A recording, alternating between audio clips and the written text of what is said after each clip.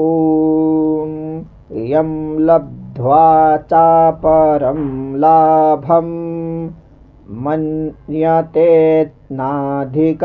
ततः यस्मिन् स्थितो न दुःखेन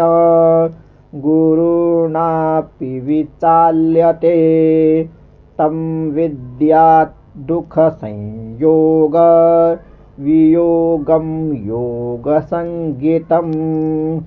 स निश्चयेन योक्तव्यो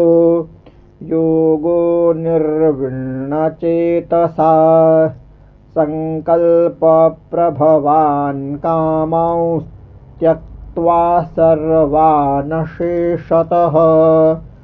मनसैवेन्द्रियग्रामं विनियम्य समन्ततः शनैः-शनैरुपरमेत् बुद्ध्या धृतिगृहीतया आत्मसंस्थं मनः कृत्वा न किञ्चिदपि चिन्तयेत् यतो यतो निश्चरते मनश्चञ्चलमस्थिरं ततस्ततो नियम्येत्तदात्मन्येव वशं नयेत् प्रशान्तमनसं ह्येनं योगिनं सुखमुत्तमम् उपैति शान्तरजसं ब्रह्मभूतमकल्मषम्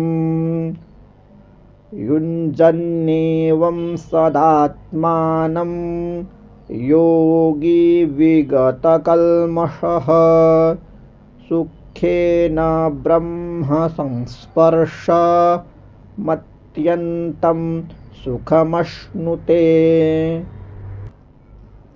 सर्वभूतस्थमात्मानं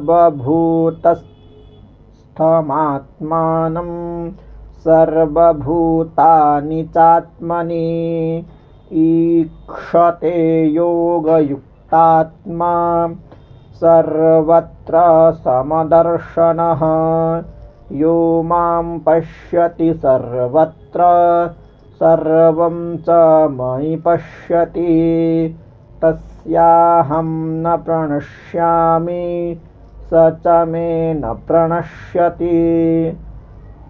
सर्वभूतस्थितं यो मां भजत्येकत्वमास्थितः सर्वथा वर्तमानोऽपि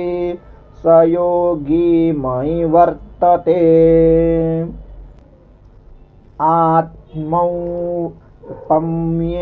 सर्वत्र समं पश्यति योऽर्जुन